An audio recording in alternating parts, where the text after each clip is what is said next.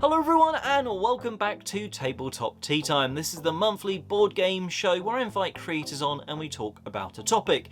And for me, next Wednesday I will be on a flight towards Germany, towards Essen, because it's Spiel, the convention that's there every year. So why not talk about some sort of convention stories on this month's episode? Now, conventions for me are a great way to go and play new games, talk to publishers and designers, maybe get the odd review copy and that as well, but also to meet up with friends and just sort of have a fun few days. When it comes to playing games at a convention though, you do have to be a little bit aware that the experience can sometimes differ. There are those games that are sort of called convention games, and they're called that for a reason. Normally because you need either a big space for them to work, and conventions sometimes have that, or you need a big number of people for it to work. Blood on the Clock Tower, for example, is a game that I do have on the shelf, but it's very, very hard to get off the shelf because you need a good amount of players. Conversely, Red Rising is a game I played years ago at UK Games Expo and I didn't like it. I played with one friend and then a few others because often at conventions you do have to sort of demo with other people. You know, that's kind of fair. Yet they're trying to show as many people a game, but Red Rising really suffers as you increase the player count. So I played that game and I did go back and play it actually. I've reviewed it on this channel and it's one of my sort of top games, top 100 games at least.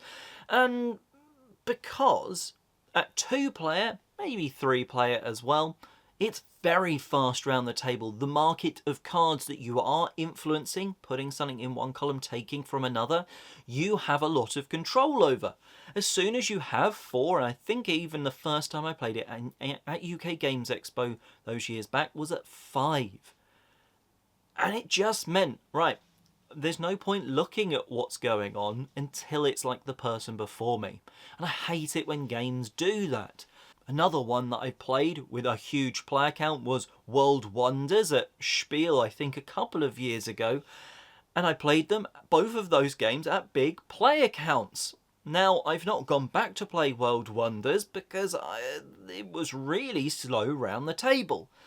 But maybe that was because of the big player count. So, take games and demos of things at conventions with a pinch of salt. You might come out of it loving it and buying it, but then not being able to get it to the table very often, actually being able to play a big game or huge player count. Or you might come out of a game going, yeah, I didn't enjoy that demo much at all.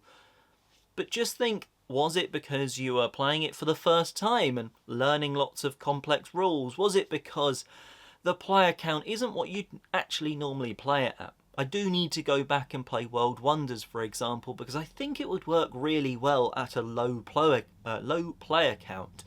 I just haven't had time to. But yes, conventions are fun. Just there's a caveat there. You know, learn from my mistakes of almost writing off Red Rising and then turning out to rather enjoy it. I am super excited though about Spiel next week, and if you are, there's some sort of convention videos about Spiel on the channel. So a quick plug for those. There's a tips video from a year or 2 years ago, and there's even some top 10 and lists for what I want to see at this year's Spiel. So go check those out. But anyway, let's pass over to Evan to talk about a game that he recently got to the table at a convention. Hey everybody, I'm Evan, and today I'm going to show you a game that you have probably never heard of.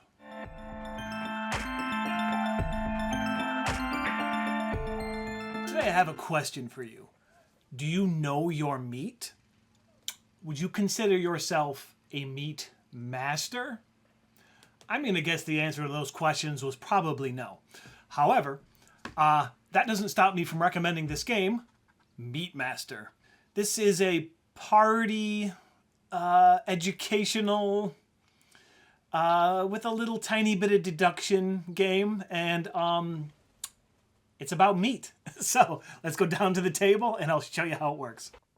In a game of Meat Master, you have the following components. Instructions in English and Chinese.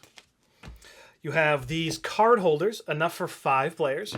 You have this deck of Meat Master cards.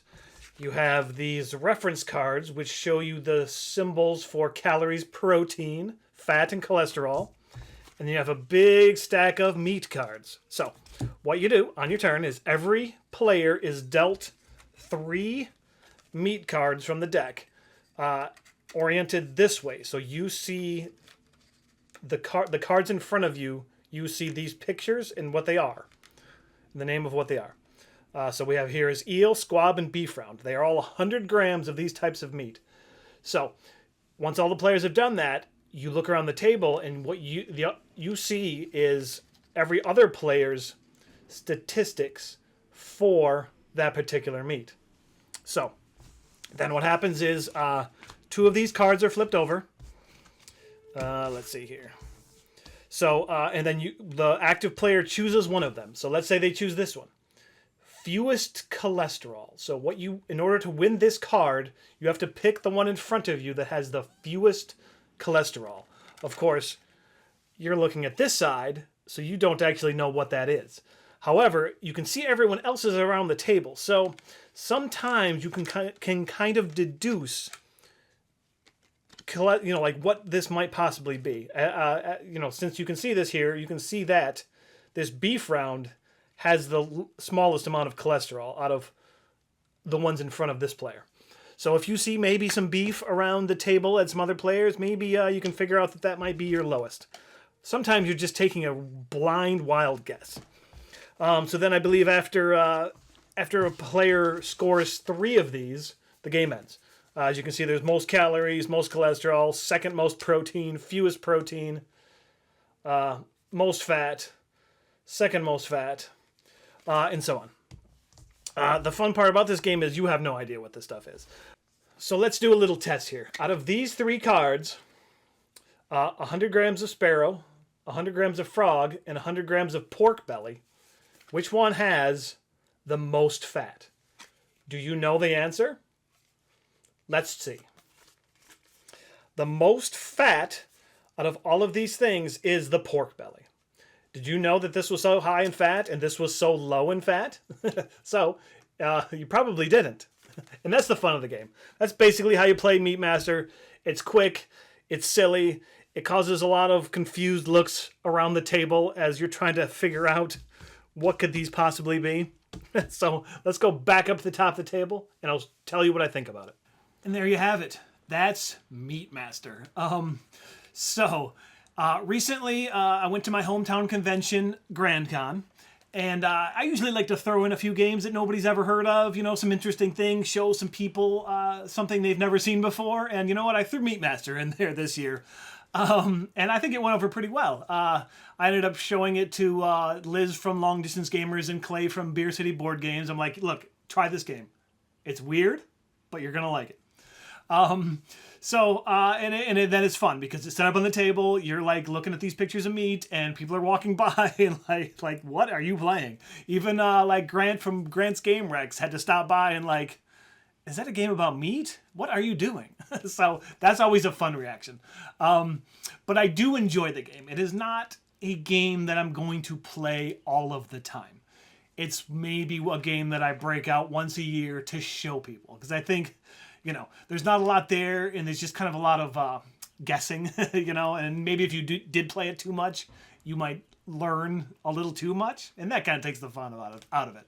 I think the fun is in the guessing, and then the shock that when you turn something over, and you're surprised at how many calories something has, or how little fat something has, or whatnot. And that's the fun, right? So as long as you go in with a good attitude, maybe you're never really going to know the answer to these questions, but every once in a while you can kind of suss it out. So yeah, that's Meat Master. If you want to buy a copy, They are available on TBD's website, Taiwan Board Game Design's website. So it is available to buy. And there's a sister game that's called Salad Master. And I believe one of them comes with a promo, or there's a promo available where you can combine them. So if meat's not your thing, maybe salad is. All right, well, that's going to do it for me this month. Thank you so much for having me. I really enjoy doing this every month. Just because I get to talk about something, a game that maybe I'm not going to talk about it any other time. So that's Meat Master. That's Tea Time. See you next one, everybody. Well, I might like to say I was torn between picking the pork belly or the frog, but I did go, surely it must be pork belly, and yes, it was. Let us know in the comment section below though, did you guess correctly that choice that Evan gave us? Let us know in the comment section below, and as you're going down there to comment or tell us a little bit about a convention sort of anecdote that you have, please do check the description box so you can go and find the link to Evan's channel. Subscribe here, subscribe there. And if you are a creator, you're welcome on this sort of monthly show. Just send me a message, hop on the Discord, link will be in the description, and you could be on next month's episode. But until then, thank you very much for watching. I hope you always enjoy conventions when you go, and have a great month gaming.